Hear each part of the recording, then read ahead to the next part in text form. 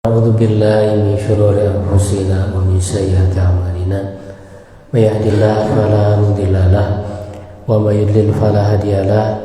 Asyhadu an la ilaha illallah wahdahu la syarika lahu wa asyhadu anna Muhammadan abduhu wa rasuluh alladzi la nabiyya ba'dahu. Amma ba'du.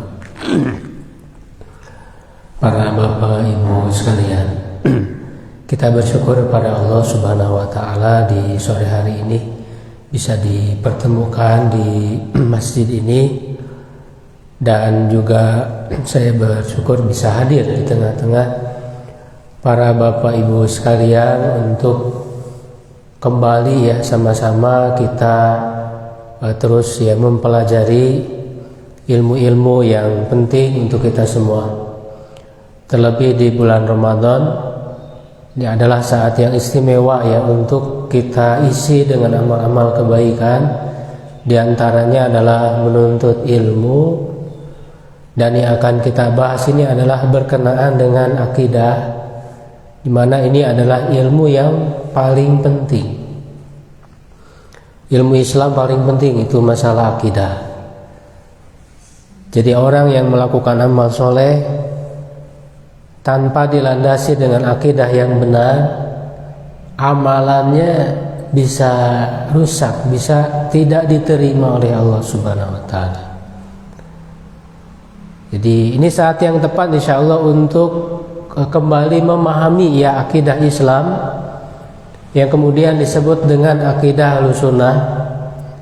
Ya, kita memperkuat kembali, ya kita memegang teguhnya ya sampai nanti ajal menjemput kita masih tetap memegang teguh akidah Ahlussunnah.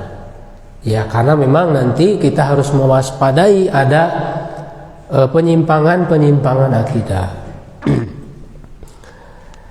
Nah, ini adalah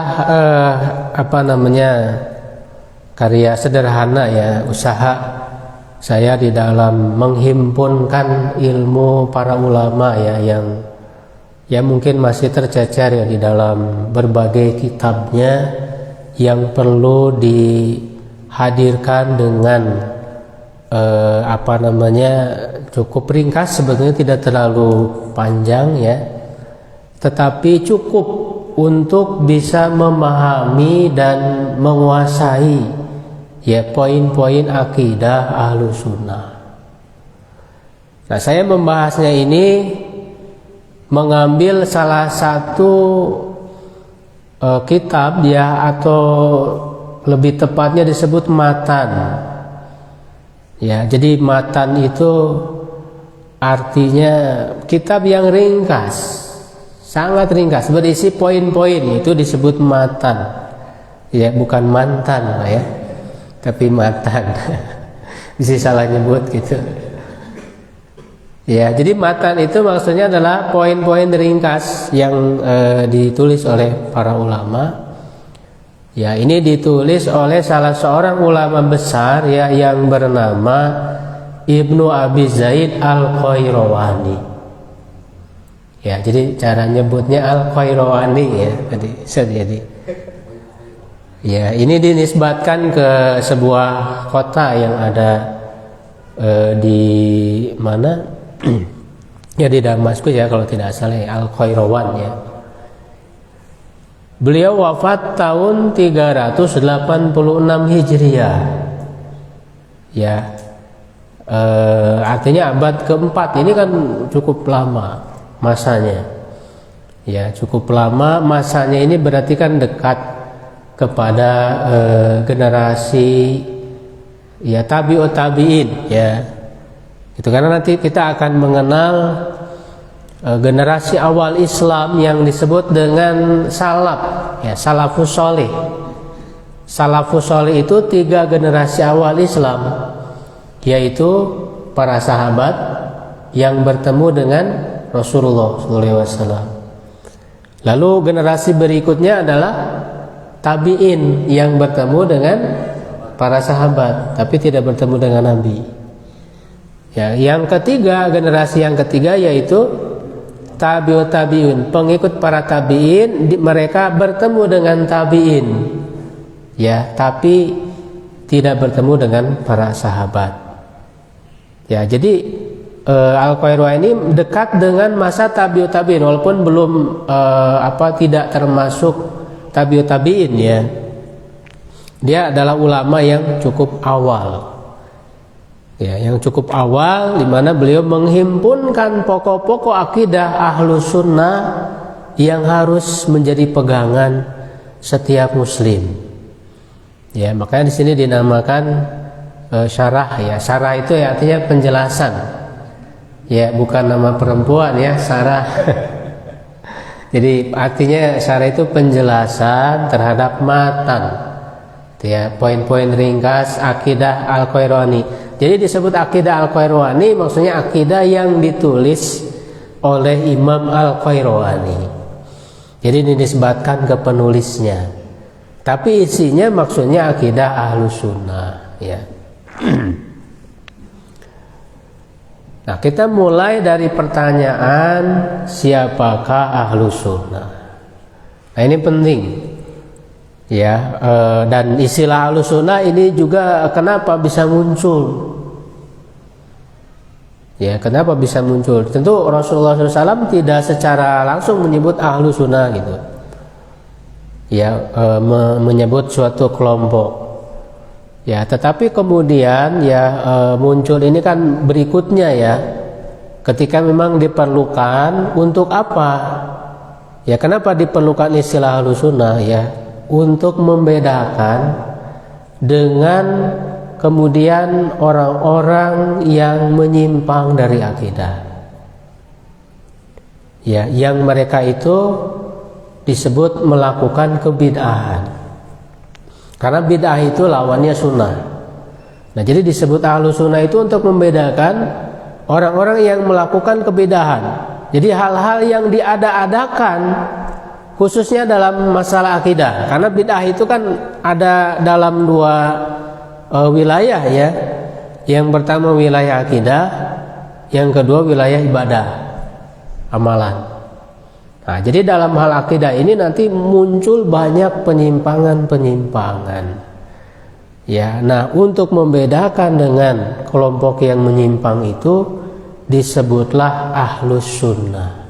Yang berpegang kepada sunnah, artinya maksudnya adalah akidah ya yang berpegang teguh kepada sunnah Rasul. Ya, di sini dijelaskan ya, didefinisikan Ahlus Sunnah artinya orang-orang yang berpegang teguh dalam pemahaman akidah kepada jalur. Karena sunnah itu kan artinya jalur, jalan. Ya kan, secara makna bahasa. Jalur, jalan yang telah digariskan oleh Rasulullah, oleh sunnah Rasulullah SAW. Nah, tentu akidah yang sudah disampaikan oleh Rasulullah SAW ya melalui Al-Quran dan sunnah, ya itu kan diterima oleh para sahabat. Nah, sehingga inilah yang dipegang teguh oleh para sahabat. Sahabat menyampaikan lagi tadi kepada para tabi'in, menyampaikan lagi kepada tabi'ut tabi'in. Ya. Nah, ketika para sahabat itu menyampaikan, tentu mereka memahami yang mereka sampaikan dan juga menjelaskan. Dijelaskan oleh mereka akidah Ahlus Sunnah ini seperti apa. Ya, sehingga menjadi jelaslah mana akidah yang benar dan mana akidah yang menyimpang. Bahkan nanti di zaman sahabat sendiri sudah menghadapi yang kemudian orang-orang yang menyimpang dari akidah Ahlus Sunnah. Ya. Dan orang-orang setelahnya yang berpegang teguh kepadanya. Nah, ini ya, terutama dalam menghadapi pemahaman dan kelompok yang menyimpang dari akidah yang benar. Maka bisa kita katakan bahwa akidah Ahlus Sunnah adalah akidah salaf. Maka sering disebut juga akidah salaf. Karena tadi yang paling paham terhadap akidah Ahlus Sunnah gitu ya, yang paling bisa dijadikan rujukan, acuan bagaimana sebenarnya akidah Ahlussunnah itu adalah para salafus soleh tadi, 3 generasi. Ya, kita penting mengacu kepada mereka karena memang mereka sudah direkomendasikan, sudah dijamin oleh Rasulullah SAW dalam sebuah hadis. Ya, di slide ini tidak sempat saya tampilkan ya. Itu di bukunya ya ada itu hadis Rasulullah SAW yang cukup populer ya, di mana beliau mengatakan ya khairul qurun, ya sebaik-baik generasi ya, atau dalam redaksi lain khairun nas, ya sebaik-baik manusia ya qarni adalah zamanku, ya maksudnya adalah generasi sahabat. Summal ladzina yarunahum, kemudian orang-orang setelah mereka, yaitu generasi tabi'in. Summal ladzina yarunahum, kemudian orang-orang setelah mereka. Nah, jadi di situ Rasul menyebut 3 generasi ini. Ya, nah 3 generasi ini mereka sudah tadi yang menyampaikan, menjelaskan dengan sejelas-jelasnya. Lalu perkataan mereka pun diriwayatkan, ya secara bersanad, dijaga perkataan-perkataan mereka tentang masalah akidah itu, sehingga kalau kita ingin mempelajari, mengetahui bagaimana perkataan para salafus saleh itu tentang akidah, itu bisa kita baca ya di dalam kitab-kitab para ulama. Nah, di antaranya di buku inilah saya tuangkan ya perkataan para salafus saleh tadi itu yang berbicara tentang masalah akidah ya, dan masalah akidah itu ya artinya membahas 6 rukun iman itu. Jadi akidah Islam itu pokoknya itu 6 rukun iman. Nah, ini juga seperti yang dikatakan oleh Imam Ibnu Katsir ya di dalam tafsirnya. Beliau mengatakan ya Ahlussunnah wal Jamaah, di Ahlussunnah wal Jamaah itu al-mutamassikuna bi kitabillah wa sunnati Rasulillah sallallahu alaihi wasallam, yaitu orang-orang yang berpegang teguh kepada kitab Allah Al-Qur'an dan sunnah Rasulullah, wa bima kana alaihi sadrul awal, ya, dan kepada yang dipegang oleh generasi awal tadi itu, minas sahabah, dari para sahabat, wa tabi'in, dan para tabi'in, ya, wa immatul muslimin fi qadimi dahri wa hadisihi, ya, dan para imam kaum muslimin dari zaman dahulu dan sekarang. Ya, karena dari 3 generasi itu terus disampaikan secara bersanad perkataan-perkataan mereka itu. Ya.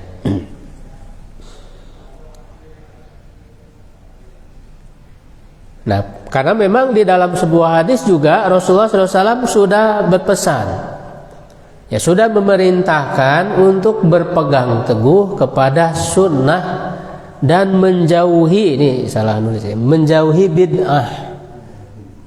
Ya. Jadi dalam sebuah hadis yang sahih ya, riwayat Abu Dawud, Tirmidzi, ya Ibnu Majah ya dan yang lainnya, dari Irbad bin Sariyah. Qala, dia berkata, jadi Rasulullah SAW itu pernah suatu hari sholat bersama kami ya, mengimami kami. Ya, kemudian beliau menghadap kami dan memberikan nasihat, wejangan, bahkan wejangannya itu sangat menggetarkan hati, ya sangat berkesan ya di dalam diri mereka, seakan-akan ini adalah pesan terakhir. Tapi isi nasihat beliau itu tidak dicantumkan ya, tidak diriwayatkan ya.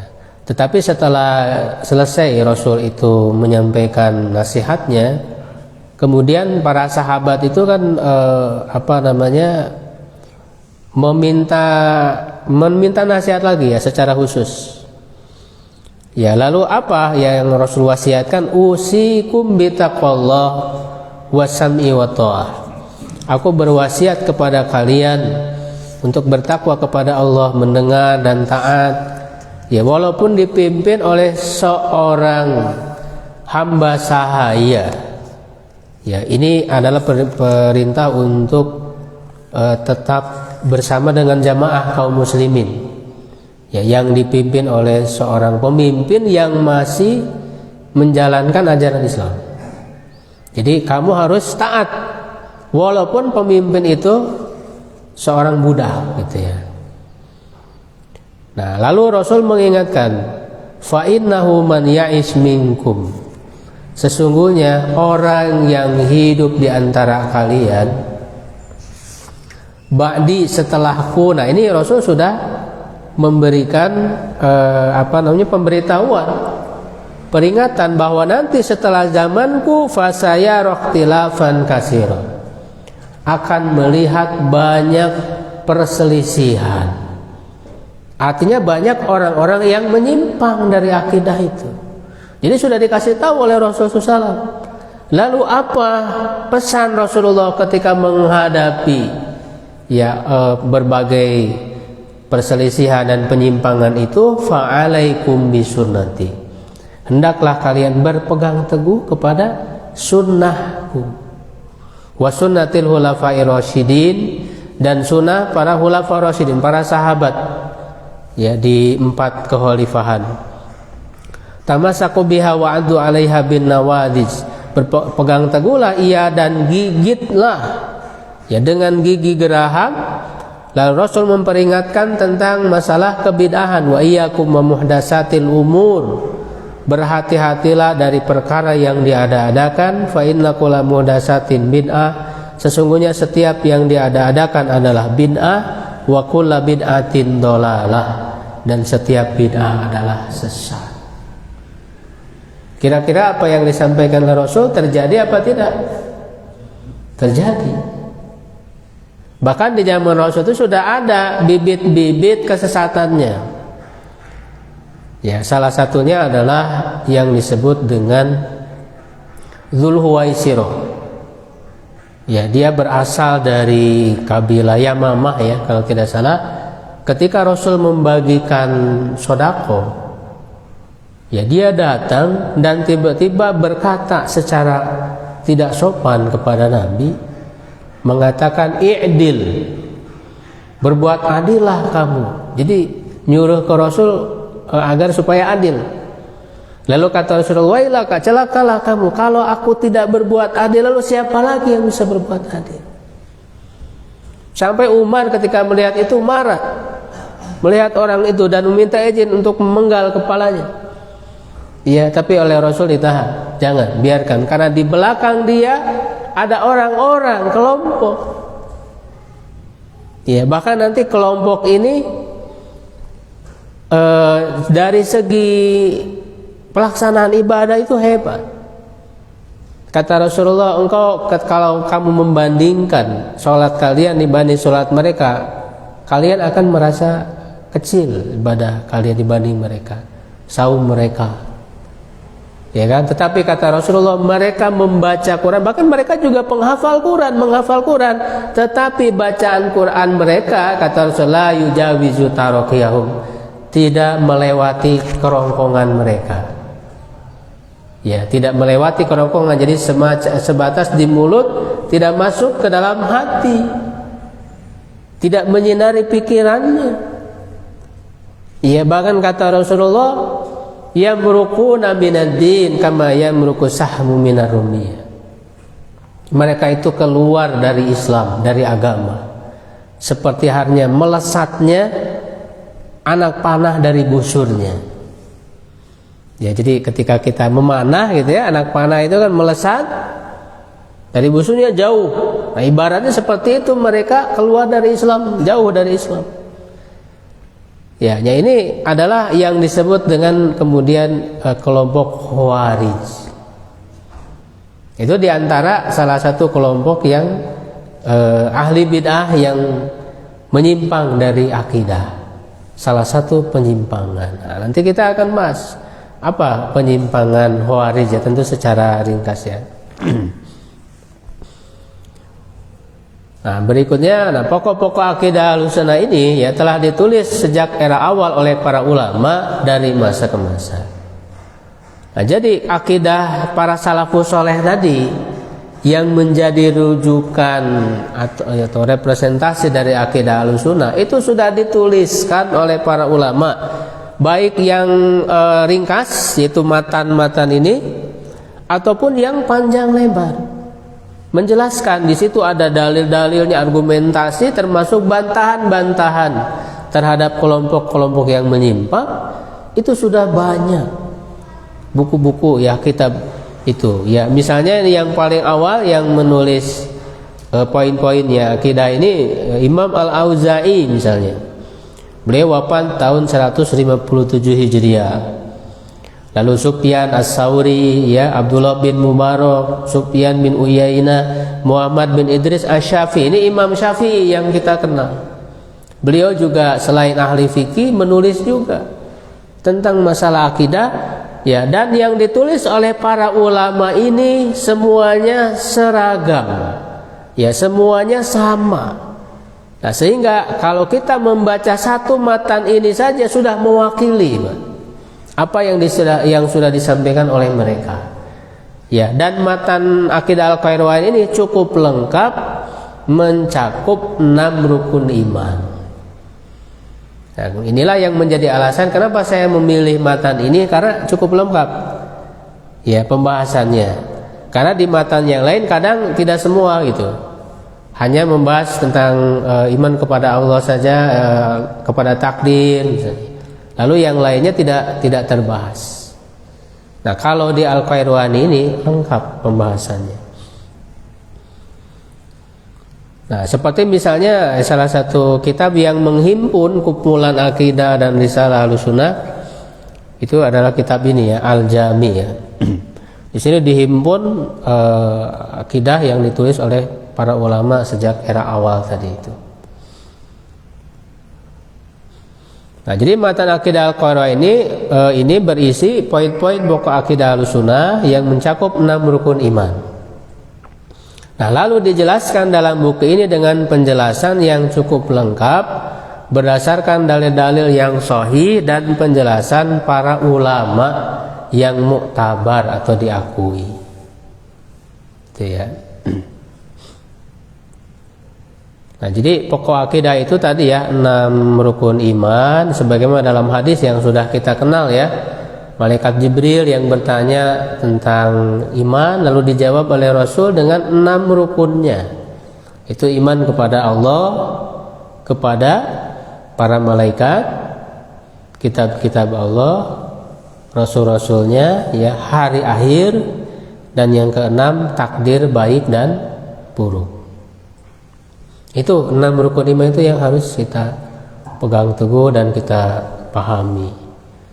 Juga disebut dalam ayat ya, di dalam ayat Quran juga disebut, diantaranya surat An-Nisa ayat 136.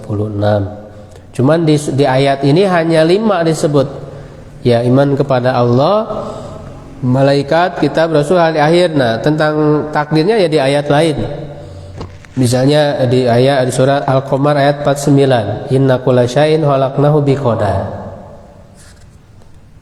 Ya, intinya 6 rukun iman ini dijelaskan dengan sangat lengkap ya di dalam Al-Qur'an. Jadi Quran itu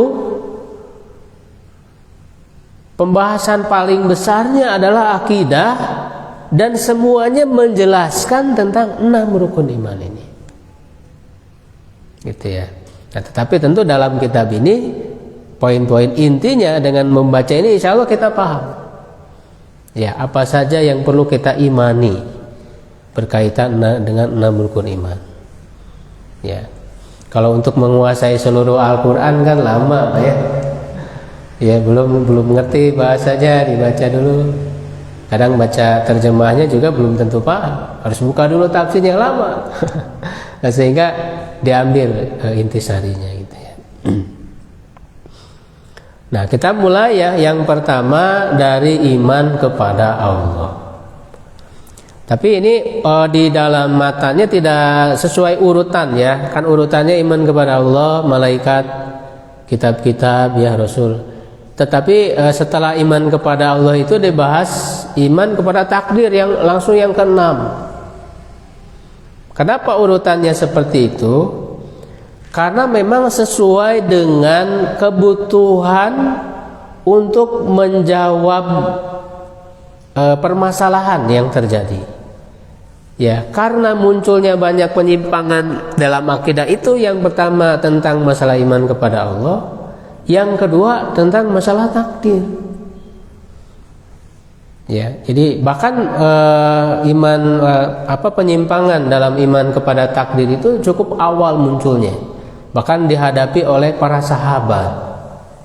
Para sahabat itu menghadapi orang-orang yang mereka menyimpang dalam segi takdir, yaitu mereka tidak mempercayai takdir Allah. Nanti kita bahas di pembahasan iman kepada takdir. Nah, berkaitan dengan iman kepada Allah ya, secara ringkasnya itu menetapkan tauhid ya, atau mengesahkan dan juga menetapkan sifat-sifat Allah. Jadi inti iman kepada Allah itu kan meyakini bahwa Allah itu Tuhan yang satu ya, tauhid. Itu ya. Nah, tauhid ini bisa dibagi 3. Yang pertama rububiyah. Ya, artinya Allah satu-satunya pencipta, pengurus dan penguasa ya. Jadi tidak meyakini adanya pencipta lain ya, selain Allah. Ya, pengurus dan juga penguasa. Yang kedua uluhiyah, artinya Allah satu-satunya yang diibadahi. Dan yang ketiga asma was sifat, Allah memiliki nama dan sifat-sifat yang tidak ada bandingannya. Ya, jadi ini kenapa dibagi 3 ini? Karena nanti munculnya penyimpangan ya, dikategorikan penyimpangannya kepada 3 hal ini. Ya, di dalam bertauhid, mentauhidkan Allah, 3 hal ini harus lengkap, harus ada semuanya. Tidak bisa orang hanya tauhid dari segi rububiyah tapi uluhiyah semua sifatnya tidak, ya dia bukan orang yang bertauhid. Makanya orang-orang musyrik di zaman jahiliyah ya, yang dihadapi oleh Rasulullah SAW itu dari segi rububiyah mereka sebenarnya mengakui. Di dalam Quran tuh banyak ya disebutkan ketika mereka ditanya apa ayatnya itu ya, ketika mereka ditanya siapakah yang menciptakan langit dan bumi, la yaqulunallah, mereka mengatakan Allah. Jadi ketika ditanya siapa yang menciptakan langit bumi, siapa yang mengatur alam, mereka percaya hanya Allah saja. Berarti dari segi rububiyah ya, mereka bertauhid dari segi rububiyah, tapi dari segi uluhiyah mereka tidak menyembah hanya kepada Allah saja. Maka dibuatlah patung-patung yang banyak ya, dengan tujuan apa? Menjadikannya sebagai perantara untuk bisa menyampaikan kepada Allah. Yaitu apa alasannya? Kita kalau ke Allah langsung, kita ini kan orang-orang yang berdosa ya, banyak dosa, nggak layak lah langsung ke Allah. Kita harus punya perantara. Nah, maka dibuat patung-patung itu kan dulunya orang-orang soleh. Orang-orang soleh ya, wali-wali Allah. Karena mereka orang-orang soleh, mereka lah yang bisa menyampaikan kepada Allah. Ya kan? Nah, itulah subhatnya, Mbak ya, kerancuan berpikirnya itu dari situ. Yang membuat mereka melakukan kesyirikan. Ya, dari segi uluhiyah. Nah, tentu mereka disebut orang musyrik, bukan orang yang bertauhid. Dan ingat bahwa Rasul sudah memperingatkan nanti di umatku ini di akhir zaman juga akan ada bahkan banyak orang-orang yang melakukan kemusyrikan. Jadi jangan disangka orang musyrik itu hanya yang bukan beragama Islam saja. orang Buddha, Hindu kan jelas mereka menyembah patung kan, ada yang menyembah matahari dan sebagainya. Tapi orang yang mengaku Muslim, kata Rasulullah, akan ada orang-orang yang pelaku kemusyrikan, yaitu dengan alasan yang sama seperti para penyembah berhala tadi, ya kan? Siapa kita langsung ke Allah, terutama dalam hal berdoa, memohon. Padahal antara kita beribadah dengan memohon pertolongan itu sama, tidak ada bedanya, karena memohon pertolongan itu juga bagian dari ibadah. Makanya dalam Al-Fatihah kita mengatakan iyyaka na'budu wa iyyaka nasta'in, hanya kepada Engkau kami beribadah dan hanya kepada Engkau kami memohon pertolongan. Tauhid. Nah sekarang kan coba lihat, tidak sedikit orang-orang yang kalau memohon kepada Allah itu nggak mau langsung, harus ada perantara dulu, ya kan? Yaitu dengan datang ke kuburan-kuburan, dijadikan sebagai perantara, disangkanya itu bisa menyampaikan kepada Allah, ya kan? Padahal kata Allah, ud'uni astajib lakum, berdoa kepadaku langsung, aku yang akan mengabulkan. Nah, dengan alasan seperti itu banyaklah terjadi kemusyrikan, ya kan? Memohon kepada selain Allah. Bahkan ketika mereka dapat musibah yang besar, yang dipanggil bukan nama Allah, ya kan? Tapi nama-nama makhluk. Ya Syekh Abdul Qadir Jailani, ya anu dipanggil, yang dipanggilnya itu bukan nama Allah, tapi selain Allah. Nah itu jelas merupakan kesyirikan. Sama orang-orang Syiah itu, yang mereka panggil kan bukan nama Allah, tapi ya Husain, ya Husain. Itu semua kesyirikan ada di umat ini.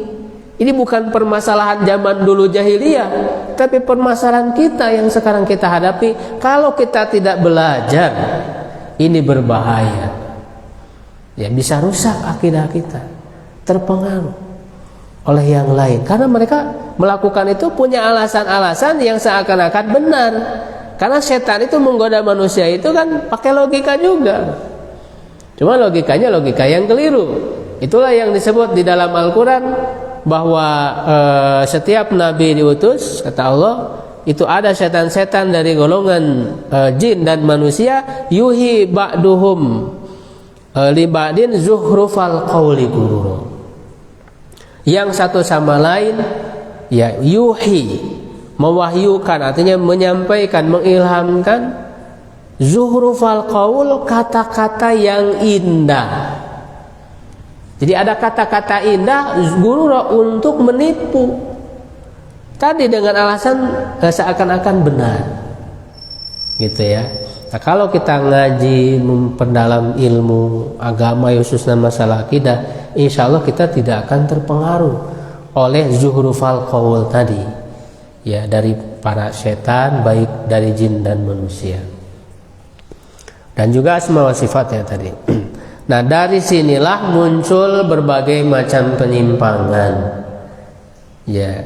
Yang pertama misalnya ateis, ya, tidak percaya Tuhan. Nah maka kita perlu ya memahami ya keyakinan bahwa kita meyakini adanya Allah, dan itu semua sudah lengkap sebetulnya dalil-dalilnya di dalam Al-Quran. Kenapa kita mengimani adanya Allah? Walaupun kita tidak bisa melihat Allah, tapi kan kita bisa merasakan, ya, mengetahui melalui tanda-tandanya.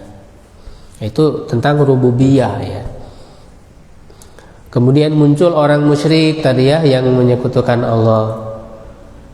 Nah, ada juga kemudian muncul kelompok yang menolak sifat Allah. Nah, iman kepada Allah itu kan meyakini Allah memiliki sifat-sifat, memiliki nama dan sifat yang sudah Allah jelaskan baik di dalam Al-Quran, di dalam Sunnah. Untuk apa? Tujuannya untuk memperkenalkan dirinya, kan? Ya, jadi kita itu kan dituntut untuk mengenal Allah. Tuhan kita. Nah, bagaimana caranya? Ya mengenal melalui sifat-sifat. Allah sudah menyampaikan sifat-sifatnya ya dalam Al-Qur'an ya. Semuanya harus kita terima. Ya, kita tetapkan Allah memiliki sifat-sifat itu. Nah, tetapi ada kelompok yang kemudian menolak sifat Allah itu. Baik menolaknya secara keseluruhan. Nah, ini diantara kelompoknya yang dikenal dengan Jahmiyah dan Mu'tazilah. Ada juga yang menolak sebagian, jadi menetapkan sebagian, menolak sebagian. Ini yang disebut dengan kelompok Asy'ariyah dan Maturidiyah. Ya, jadi yang benar akidah Ahlussunnah itu menetapkan semuanya tanpa terkecuali.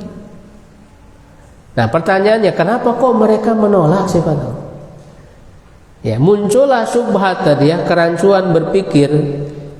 Nah, kerancuan berpikir ini ternyata dipengaruhi dari luar Islam, yaitu khususnya dari filsafat Yunani. Ya kan? Karena di zaman kekhalifahan Abbasiyah itu kan ada penerjemahan. Jadi filsafat Yunani yang udah dikubur, ya kan, kemudian oleh kaum muslimin diambil dan diterjemahkan ke dalam bahasa Arab, dipelajari. Memang ada manfaat dari segi ilmu dunianya, tetapi disayangkan dia memberi madorot dalam masalah ilmu agama, khususnya dalam masalah ilmu akidah, yang menyebabkan mereka menolak sifat-sifat Allah. Mereka mengatakan kalau Allah punya sifat, apalagi sifatnya banyak, ya kan, berarti Allahnya banyak dong, gitu. Kalau Allah satu itu ya jangan punya sifat. Itu begitu syubhat mereka, ya kan. Kemudian juga kalau ditetapkan Allah punya sifat, ya berarti sama dong dengan makhluk. Misalnya Allah mendengar, manusia ya makhluk juga mendengar, berarti antara Allah dan makhluk sama karena sama-sama mendengar. Ya kan, Allah melihat, makhluk juga melihat. Padahal kan Allah berbeda dengan makhluk. Nah, ini syubhat tadi, zuhrufal qaul itu seperti itu. Sehingga membuat mereka Allah nggak boleh punya sifat. Nah, kalau orang-orang yang menolak sifat yang jelas-jelas disebutkan di dalam Al-Quran dan Sunnah, ya sama artinya dengan menolak Al-Quran dan Sunnah. Karena setiap kita baca ayat selalu ada sifat Allah. Baru baca Bismillahirrahmanirrahim sudah ada sifat Allah, Ar-Rahman, Ar-Rahim, Maha Pengasih, Maha Penyayang. Alhamdulillahirabbil alamin. Itu sifat Allah semua di setiap ayat di dalam Al-Fatihah itu. Ya kan? Nah, nanti kita harus ketahui bagaimana Ahlussunnah ini di dalam memahami sifat Allah. Ya, kita ada prinsipnya ya, ada prinsip di dalam memahami sifat Allah itu, menetapkan ya semua sifat Allah baik di dalam Al-Quran maupun Sunnah tanpa terkecuali. Nah, menetapkannya sesuai makna zahir yang jelas dari lafadznya. Ketika disebut di dalam lafadznya melihat, mendengar, termasuk juga nanti ada disebutkan bahwa Allah memiliki wajah, memiliki tangan dan sebagainya. Kita tetapkan apa adanya tanpa ya menyelewengkannya kepada makna lain yang disebut dengan takwil. Takwil itu jadi memalingkan ya dari lafaz-lafaz yang jelas ya dengan alasan tadi kalau ditetapkan bisa sama dengan makhluk. Ya, padahal kita bisa menetapkannya tanpa menyerupakan dengan makhluk. Jadi kita tetapkan semua Allah Maha mendengar. Ya, manusia mendengar, tapi mendengarnya Allah berbeda dengan mendengarnya makhluk. Jadi sifat Allah itu sempurna semuanya. Tidak perlu ada kekhawatiran serupa dengan makhluk. Justru sudah Allah katakan Allah tidak serupa dengan makhluk.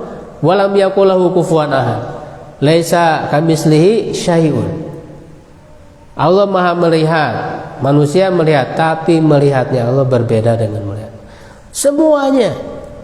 Ya, di sini ada beberapa sifat ya yang dibahas. Allah yang Maha nyata ya, Al-Haq. Allah yang Maha Esa, Allah yang tidak butuh kepada makhluknya, tapi makhluknya butuh kepada Allah. Ya, yang tidak bermula dan seterusnya.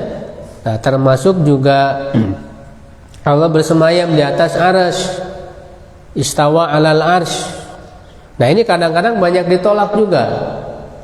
Kenapa? Karena dia salah dalam memahami, nyangkanya kalau disebut Allah di atas arsy seperti raja yang duduk di atas singgasana.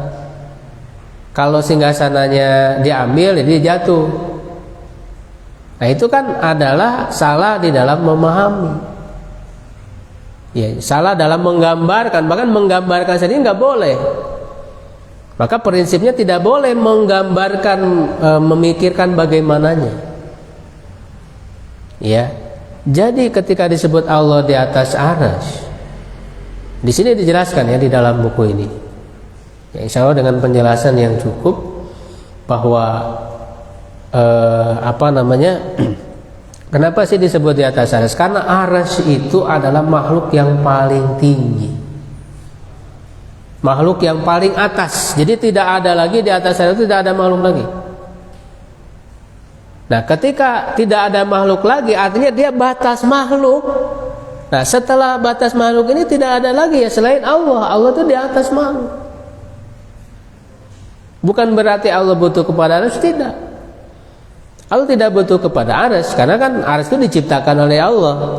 Sebelum arsy diciptakan, ya Allah tidak butuh pada apapun. Gitu ya. Nah, jadi menunjukkan bahwa Allah, zat Allah itu, ya itu kan tidak menyatu. Nanti ada penyimpangan dalam akidah yang meyakini Allah menyatu dengan makhluk. Nah, ini juga keyakinan yang sesat, yang menyimpang. Ya, itu di yang tadi ya. Jadi yang menolak sifat Allah. Nah, lalu ada juga yang menyerupakan Allah dengan makhluk. Nih biasanya di kalangan Syiah, Pak. Di kalangan Syiah itu ada yang menyerupakan Allah dengan makhluk. Sedangkan Ahlus Sunnah itu tidak. Ya, makanya nanti bedanya kalau Ahlus Sunnah menetapkan semua sifat Allah tapi tidak menyerupakan dengan makhluk. Tapi kalau kalangan ini mereka menetapkan sifat Allah dengan diserupakan dengan makhluk. Ya, kita harus bisa membedakan. Nah, yang terakhir ini kan meyakini Allah menyatu dengan makhluk. Inilah yang disebut dengan istilah wihdatul wujud. Nah, dia biasa diyakini oleh orang-orang tarekat atau sufi. Nah, sayangnya di Indonesia ini cukup banyak, Pak, menyebar ajaran tarekat, ajaran sufi atau tasawuf. Ya, itu dari kalangan yang menyimpang. Memang secara sejarah ya, dalam sejarah tidak semua tasawuf itu menyimpang. Ada yang benarnya. Sebenarnya kan nih ajaran akhlak ya, zuhud, mensucikan diri awal mula gitu ya, asal tentang masalah tasawuf itu. Itu generasi awalnya itu lurus, bahkan berakidah Ahlus Sunnah. Ya kan, seperti misalnya tokoh-tokohnya ada Al-Junaid gitu ya. Itu tokoh-tokoh awal lah, bahkan di generasi tabi'in. Ya. Itu seperti Hasan Al-Basri gitu ya, dan sebagainya. Nah, tetapi yang menyimpang itu adalah di masa berikutnya, ketika ilmu tentang pensucian diri ini, itu tasawuf itu dicampuri oleh filsafat. Ya, yang di antara tokohnya seperti Al-Hallaj. Al-Hallaj sampai mengatakan bahwa dirinya itu sudah menyatu dengan Tuhan. Dia mengatakan ana al-haq, saya inilah adalah al-haq, Tuhan al-haq. Jadi Tuhan itu sudah menyatu di dalam dirinya. Nah, termasuk, dan dia sampai dihukum mati Al-Hallaj ini. Nah, nanti di masa berikutnya dilanjutkan lagi oleh seorang yang bernama Ibnu Arabi. Nah, Ibnu Arabi ini karya-karyanya cukup tersebar, termasuk di Indonesia. Nah, maka nanti diikuti oleh ulama-ulama yang ada di Indonesia, ya seperti yang disebut dengan Siti Jenar, ya ada Hamzah Pansuri gitu ya, banyak. Nah itu semua sama meyakini wihdatul wujud ini. Jadi dengan penghayatan, dengan ritual batinnya, makanya kan mereka membuat zikir-zikir sendiri ya, sampai kepada makom ketika merasa dirinya ini sudah menyatu dengan Tuhan. Ya sudah menyatu dengan Tuhan, sehingga bahkan mereka meyakini tidak lagi butuh ibadah secara fisik, karena sudah ibadah secara batin. Makanya ada kan di antara tokoh mereka orang lagi sholat, dia mah nggak sholat, ya itu kiainya ya. Ketika ditanya kenapa kiai tidak sholat, oh saya tadi udah sholat di Mekah, ya padahal raganya ada di Indonesia. Jadi mengklaim sudah sholat melalui batinnya. Padahal Rasulullah SAW itu kan orang yang paling takwa, orang yang paling takut kepada Allah, tidak pernah sekalipun meninggalkan sholat secara fisik. Nggak bisa orang cuma sholat dengan batin, nggak bisa. Harus dengan fisik, ada gerakannya. Rasul aja tidak pernah meninggalkan, berarti orang ini ya mengaku dia lebih baik daripada Rasul. Nah ini penyimpangan ini sayangnya di Indonesia banyak pengikutnya, ada ya tarekat, ya penyimpangan itu yang paling utama adalah ini wihdatul wujud. Kemudian juga ada meyakini yang disebut dengan Nur Muhammad. Nur Muhammad ini sebenarnya berasal dari konsep filsafat, tidak ada di dalam Islam sebenarnya, tidak ada dasarnya di dalam Quran dan Sunnah. Karena bagi mereka filsafatnya itu jadi makhluk ini ada ya dengan sendirinya gitu. Disebutnya emanasi ya, pancaran. Jadi ibarat matahari ada lalu ada sinarnya. Allah ada lalu ada pancaran. Makhluk ini pancaran Allah. Makanya mereka mengatakan tidak ada semuanya itu melainkan Allah. Jadi menganggap alam ini juga adalah Allah gitu, bagian dari Allah. Ya kan, itu kan dari situ. Ya, nah yang pancaran pertama yang muncul itulah yang disebut dengan Muhammad. Padahal tidak ada dalilnya. Ya, jadi mereka mengatakan makanya nanti yang paling awal diciptakan siapa? Itu Nabi Muhammad. Padahal kan tidak ada dalilnya yang sahih. Ya kan? Ya jelas Nabi Muhammad ini nabi yang terakhir, berarti diciptakan itu terakhir daripada nabi-nabi yang lain kan gitu. Ya, nah, penyimpangan yang lain misalnya nanti meyakini wali-wali itu masih hidup ikut mengatur alam. Makanya ada yang disebut wali gaus, wali kutub gitu ya, wali-wali dan sebagainya. Sehingga itulah yang mereka panggil ketika mereka membutuhkan, ya kan? Bahkan biasanya meyakini Nabi Khidir masih hidup, mengklaim bisa bertemu dengan Nabi Khidir, ya. Terus mengajak orang siapa nih yang mau jadi wali, itu ada pendaftarannya. Bayar sekian ya, sekian juta. Nanti langsung didaftarkan, langsung dilantik ya oleh Nabi Khidir langsung. Nah itu banyak di Indonesia yang seperti itu. Ya, penyimpangan seperti itu. Maka kita harus berhati-hati. Ya, termasuk ya juga tarekat-tarekat yang terkenal. Yang banyak selain mereka ada memiliki kebidahan dari segi akidah, juga dari segi ibadah yang dibuat-buat, punya aturan sendiri. Ya, misalnya sholat ya bakal lebih bagus, lebih banyak pahalanya kalau pakai peci merah putih misalnya. Itu kan ada itu, ya kan? Mbak Awas itu banyak pengikutnya pakai seragam merah putih semua. Ya kan, bahkan di Masjid Istiqlal tuh menyanyikan Pancasila gitu ya. Gitu. Dan itu mereka membuat-buat ibadah ritual sendiri. Zikir-zikir itu udah jelas. Punya zikir sendiri, punya aturan zikir sendiri, ada gerakan-gerakannya. Ya, padahal masalah zikir, masalah ibadah itu ya cukup dengan apa yang sudah disampaikan oleh Rasulullah SAW. Dan itulah yang disebut dengan kebid'ahan tadi itu. Ya kan? Nah, jadi dalam keyakinan akidah Ahlussunnah, Allah itu ya tidak bersatu dengan makhluk.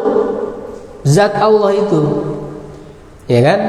Nah, karena Allah itu tidak bersatu dengan makhluk, berarti kan posisinya terpisah dari makhluk dan berada di atas seluruh makhluk. Makanya disebut di atas arsy, karena arsy itu makhluk tertinggi. Ya kan, tidak ada lagi makhluk setelah arsy itu, ya melainkan ada Allah di atas arsy itu.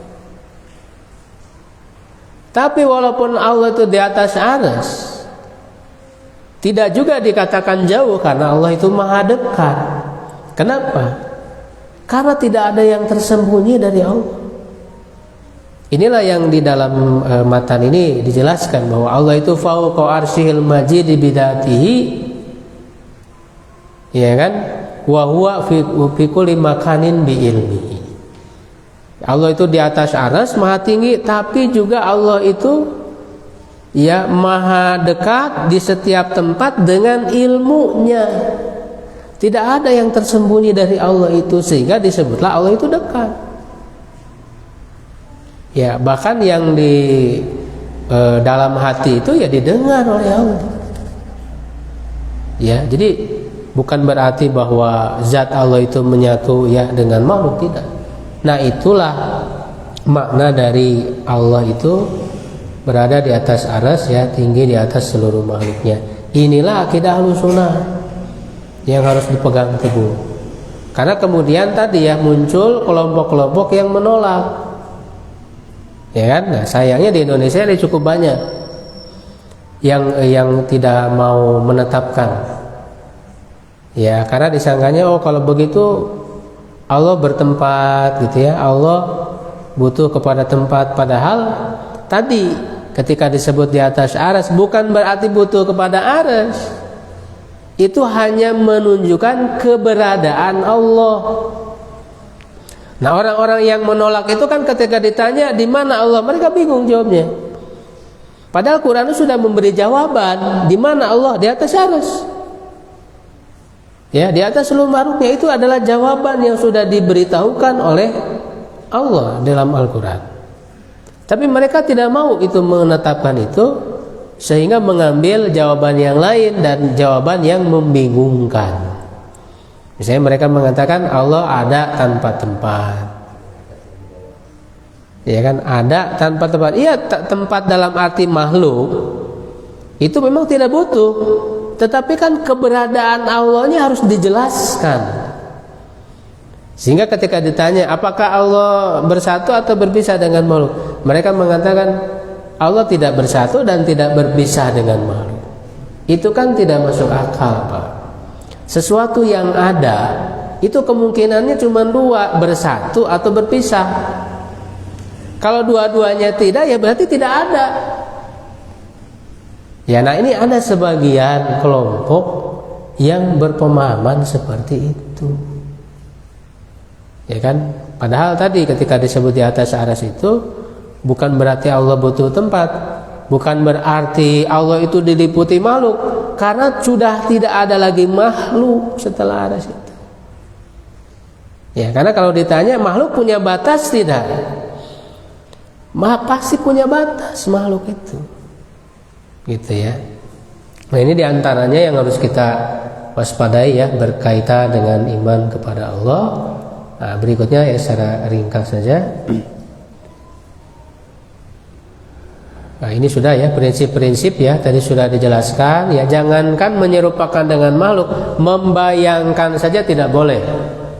Kita faham tadi ya, Allah tidak menyatu dengan makhluk, Allah tinggi di atas semua makhluknya ya. Tapi jangan membayangkan ketika disebut Allah punya tangan Allah. Allah memiliki wajah, tidak boleh membayangkannya karena di luar jangkauan akal kita. Yang jelas pasti beda dengan makhluk. Itu aja, dan itu semua menunjukkan kesempurnaan. Sunnah itu meyakini ada 4 rukun ya. 1 ilmu, 2 kitabah pencatatan, 3 masyiah ya kehendak, dan 4 khalq ya penciptaan. Kalau orang tidak meyakini 4 rukun takdir, dia belum beriman kepada takdir. Yang pertama ilmu. Maksudnya adalah Allah mengetahui segala sesuatu,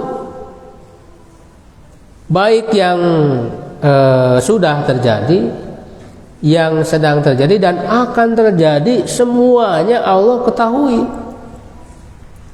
Nah lalu yang kedua pencatatan. Ilmu yang Allah ketahui tadi itu semuanya dicatatkan dalam catatan takdir. Jadi adanya takdir ya, itu adalah menunjukkan kesempurnaan ilmu Allah.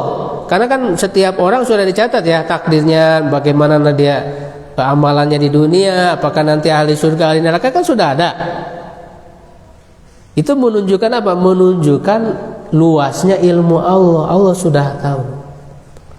Ya, sudah tahu orang itu akan berbuat seperti apa, lalu ujungnya seperti apa. Ya, tetapi ini harus digarisbawahi, tidak ada paksaan dari Allah. Allah itu tidak memaksa kamu begini, enggak. Tapi manusia itu sudah diberi kebebasan untuk memilih. Ya kan? Tapi pada saat dia memilih, Allah tahu enggak orang ini akan memilih untuk jadi orang baik atau jadi orang buruk? Tahu kan? Lalu Allah tahu enggak akhirnya dia meninggal apakah dalam keadaan sulh khotimah atau husnul khotimah? Tahu apakah nanti orang ini akan masuk surga masuk surga? Allah tahu nggak? Tahu. Nah semua ilmu Allah itu dicatat dalam takdir. Jadi catatan itu untuk merekam ilmu Allah, bukan memaksa orang, bukan. Karena manusianya sendiri nanti yang sudah diberi kehendak oleh Allah, dia jadi orang baik, jadi orang buruk. Makanya dibalas oleh Allah di akhirat dengan surga dan neraka. Kalau semuanya dipaksa lalu dibalas, itu kan tidak adil berarti Allah. Zolim. Nah, tidak mungkin Allah itu berbuat zolim. Nah, jadi dengan kita memahami ini akan benar pemahaman kita terhadap takdir. Karena nanti ada yang menyimpang, itu yang paling inti 2 ya, 2 kelompok, 1 Qadariyah, 2 Jabriyah. Qadariyah itu menolak takdir Allah. Artinya menganggap manusia melakukan perbuatannya sendiri tanpa campur tangan Allah. Ya, padahal tadi ya dari ilmu pencatatan lalu dilengkapi dengan masyiah. Tetap manusia berbuat juga ada kehendak Allahnya juga, tidak lepas dari kehendak Allah. Ya, dan juga ada penciptaan, diciptakan oleh Allah. Ya, cuman tadi manusianya diberi kehendak juga. Makanya di sini ada 2 kehendak. Ada kehendak manusia, ada kehendak Allah. Ketika manusia berkehendak ingin melakukan sesuatu, nah itu sesuatu tersebut bisa terjadi kalau Allah menghendaki. Ya kan? Kalau Allah tidak menghendaki, tidak terjadi. Jadi ada 2 kehendak ya, yang dua-duanya berlaku gitu, sehingga tidak ada paksaan. Ya, makanya kan dalam ayat wa ma tasyauna illa ayyasha Allah, tidaklah kalian mampu berkehendak kecuali kehendak kalian juga ada dalam lingkup kehendak Allah. Jadi orang misalnya berbuat jahat, itu kehendak orang itu ya kan untuk melakukan perbuatan jahat. Tetapi itu bisa terjadi diizinkan oleh Allah. Nah, makanya di sini kita harus memahami bahwa tidak semua yang diizinkan atau dikehendaki Allah itu diridhoi. Kalau perbuatan baik, ya orang berkehendak melakukan perbuatan baik, lalu diizinkan terjadi, maka terjadilah. Nah, sekaligus Allah ridho terhadap perbuatan baik itu. Tapi kalau perbuatan buruk, orangnya berkehendak dan dia sudah diberi kemampuan untuk melakukan itu, lalu diizinkan oleh Allah terjadi. Kelompok Qadariyah ini mereka tidak memahami konsep takdir yang seperti itu, sehingga menolak manusia itu nggak ada campur tangan Allah. Jadi mereka menafikan kehendak dan penciptaan Allah tadi. Pokoknya manusia aja sendiri gitu, nggak ada campur tangan kehendak Allah di situ. Ya, itu karena mereka berpikiran ketika orang melakukan perbuatan buruk,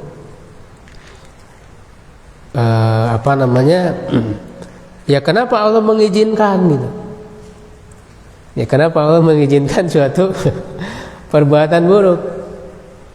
Nah, justru ini menunjukkan orang itu diberikan kebebasan. Kalau misalnya ketika orang berkehendak melakukan perbuatan buruk lalu oleh Allah ditahan, berarti kan tidak bebas manusia itu. Padahal keinginan manusianya berbuat jahat. Iya kan? Ya, itu menunjukkan Allah sudah memberikan keleluasaan kepada makhluk dan sudah menciptakan surga dan neraka itu sebagai balasan yang setimpal, dan itu keadilan. Jadi ketika manusia berbuat buruk, bukan Allahnya yang berbuat, tapi manusianya. Jadi adanya takdir baik dan buruk itu sebetulnya dinisbatkan kepada manusia, kepada makhluk. Manusia melakukan perbuatan baik lalu dibalas oleh Allah dengan surga, itu baik bagi orang itu. Ya, sebaliknya manusia berbuat buruk dibalas dengan neraka, buruk bagi orang itu. Tetapi kalau dinisbatkan kepada Allah, semua yang dilakukan Allah itu baik, nggak ada yang buruk. Kenapa? Karena ketika Allah membalas perbuatan baik dengan surga, itu kan adalah kebaikan. Ya. Ketika membalas orang yang berbuat buruk dengan neraka, itu bukan keburukan, tetapi apa? Keadilan. Allah sudah melakukan hal yang adil, membalas keburukan dengan siksa neraka. Karena kalau justru orang berbuat jahat lalu dibalas surga, tidak adil itu, zolim. Nah, zolim itu kan perbuatan buruk. Nah, jadi dengan balasan yang setimpal itu Allah melakukan keadilan, dan keadilan itu adalah perbuatan baik. Jadi nggak ada yang buruk kalau bagi Allah, gitu ya. Nah, sebaliknya ada kelompok Jabriyah yang berlebihan menetapkan takdir sampai menganggap manusia nggak punya kehendak, semuanya sudah dipaksa tadi itu oleh Allah, ibarat bulu yang diterbangkan oleh angin. Ya, semua sudah diatur oleh Allah. Kalau begitu atuh zolim, dipaksa orang, ada yang masuk surga, ada yang masuk neraka gitu. Kalau memang semua dipaksa. Padahal Allah sudah memberikan kehendak kepada manusia. Kan para bapak ibu hadir ke masjid ini ada yang maksa kan? Tidak, kan semuanya dengan kesadaran sendiri kan? Tidak ada paksaan. Itu ya, karena memang Allah sudah memberikan keleluasaan dalam hal kehendak. Nah, ini masalah takdir ini panjang karena banyak orang yang belum bisa memahami dengan benar masalah takdir. Ya kan? Nah, kemudian iman kepada Nabi dan Rasul, mengimani semuanya ya. Jadi bukan hanya 25 karena lebih ya. Para Nabi dan Rasul, dan meyakini bahwa Nabi Muhammad adalah Nabi yang terakhir. Ya, karena nanti akan muncul penyimpangannya, misalnya menganggap ada yang maksum selain daripada Nabi. Nah, ini kelompok Syiah dan Sufi lagi-lagi. Orang Syiah itu meyakini imam-imam mereka tuh maksum, tidak berbuat salah, tidak berbuat dosa, makanya diagungkan. imam-imam mereka itu. Bahkan kan ya apapun, karena yang disebut hadis oleh orang Syiah itu bukan hanya perkataan Nabi, tapi perkataan para imam itulah disebut hadis juga. Karena bagi mereka, imam-imam mereka itu masuk. Bahkan berebut kotorannya kan gitu. Orang Syiah itu. Sekarang Iran itu kan ya walaupun secara tindakan bagus ya melawan Amerika, Israel punya keberanian. Itu kita apresiasi dari segi itunya, tapi dari segi akidahnya jelas menyimpang. Ya, selain mereka mengkafirkan para sahabat, ya kan, mencela ya, orang Syiah itu. Nah, termasuk orang Sufi juga tadi memposisikan para wali itu bahkan lebih mulia dari Nabi. Para wali itu, bahkan mereka panggil ya ketika mereka membutuhkan dan sebagainya. Lalu meyakini ada Nabi setelah Nabi Muhammad, ini sangat banyak. Bahkan sejak Rasul wafat itu sudah banyak yang mengaku Nabi. Padahal Nabi ini adalah, Nabi Muhammad adalah Nabi yang terakhir. Ya di zaman kita ya seperti ada Ahmadiyah, nabinya itu Mirza Ghulam Ahmad dari India. Ya kan, matinya juga mengenaskan Pak, ya dipenuhi dengan kotoran-kotoran sendiri pada saat mati itu. Ya ini kelompok Ahmadiyah ini masih ada di Indonesia ini, karena memang dipelihara juga oleh kekuasaan kan. Ya, merendahkan Nabi ya, ini termasuk pembatal keislaman. Ini banyak ya, hati-hati ketika orang tidak mengenal Nabi Muhammad sehingga mereka merendahkan ya, membuat karikatur gitu ya dan sebagainya.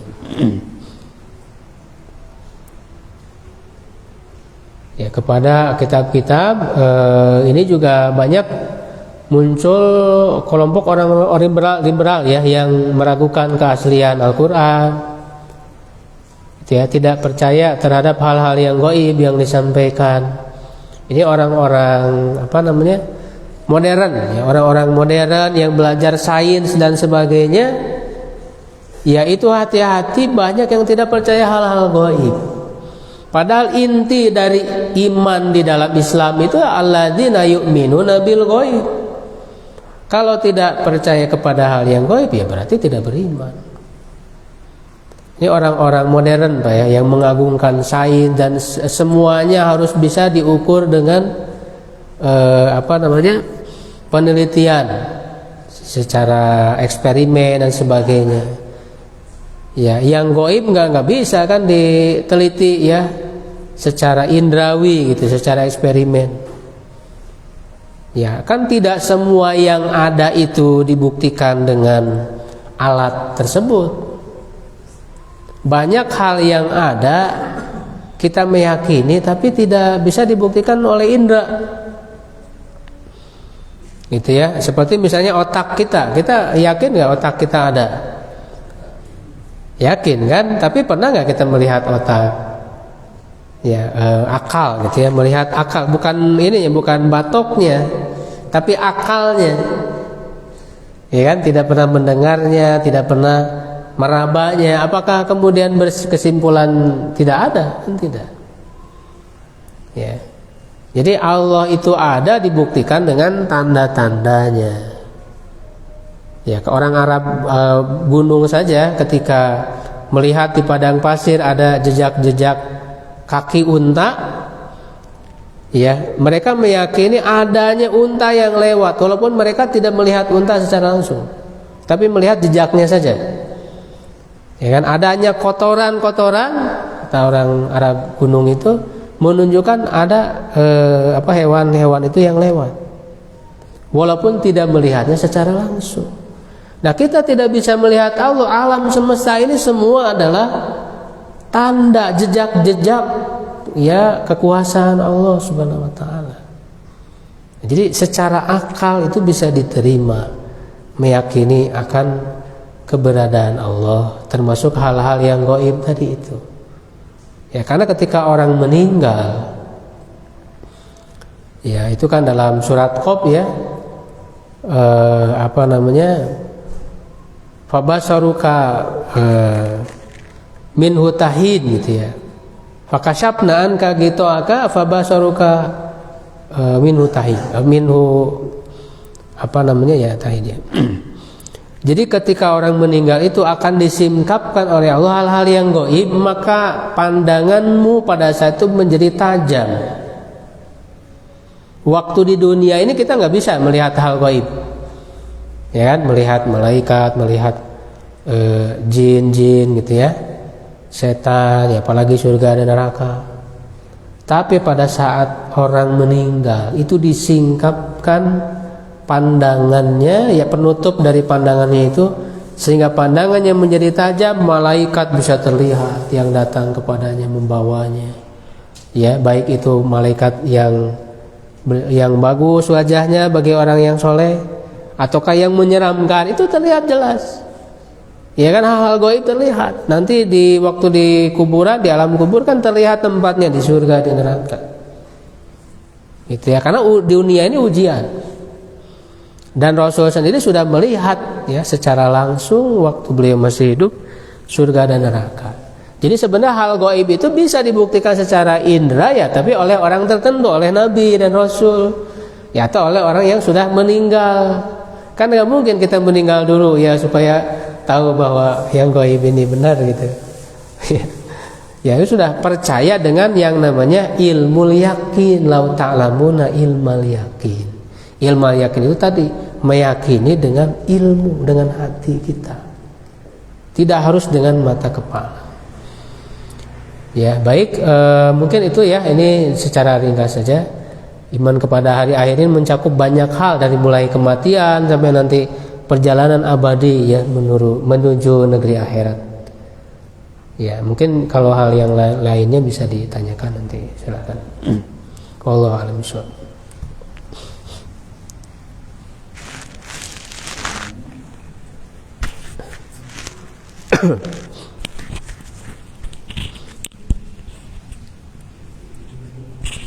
Silakan kalau ada.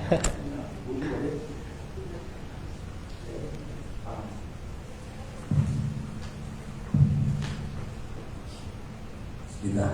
Ustaz, ini Ustaz menyikapi tentang pernikahan, terutama di kaum Syiah. Oh iya. Sekarang kaum Syiah itu sudah mendapatkan panggung seperti di televisi atau di medsos, dan banyak banyak pengikutnya. Nah, orang yang belum mengenal tentang Syiah, mereka itu banyak penyukainya karena retorika yang digunakan. Nah, sementara Syiah itu kan aliran sesat, tapi karena mereka itu bertakidah, pura-pura, seperti sama dengan kita. Sementara orang tidak tahu kan, untuk menjaga pengaruh itu, terutama untuk keluarga kita, anak-anak kita, supaya tidak terjerumus atau terpikat dengan mereka, gimana biasanya. Soalnya tidak jelas mereka menampakkan dirinya. Iya, tidak jelas menampakkannya. Yaitu dengan cara menjelaskan dan menunjukkan bukti-bukti, ya, tentang kesesatan Syiah dan bukti bahwa orang tersebut Syiah gitu. Karena banyak juga ya orang yang belum paham kan tentang Syiah itu kesesatannya seperti apa.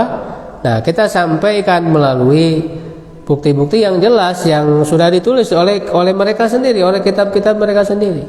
Misalnya sekarang orang ada yang bangga ya dengan yang meninggal ya, Khomeini ya, presiden Iran itu ya. Ya, dia dari segi melawan Israelnya kan bagus gitu ya. Tapi dari segi akidah itu bisa dibaca langsung dari buku yang dia tulis. Ya kan, pernyataan dia sendiri yang mengkafirkan sahabat, mencela para istri-istri Nabi itu kan ada.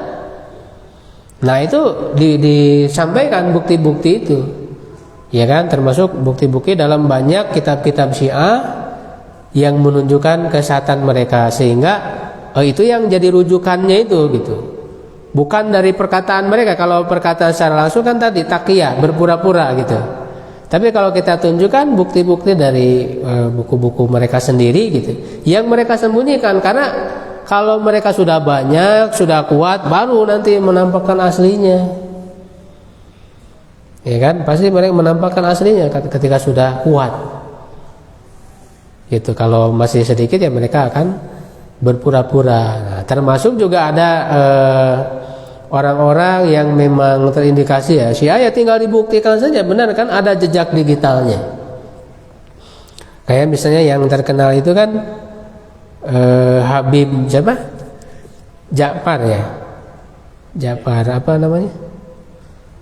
Husain Ja'far, itu kan terkenal, itu banyak dia buat podcast dan sebagainya, itu terkenal, banyak orang yang merasa kagum ya, banyak penggemar, pengikutnya gitu ya. Karena memang yang dia bicarakan secara umum kan tidak menampakkan akidah Syiah yang sebenarnya gitu. Ya kan? Bagus gitu, ada perkataan-perkataannya yang bagus.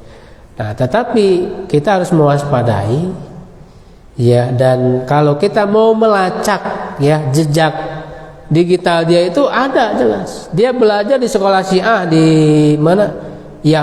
Yafid Bangil itu.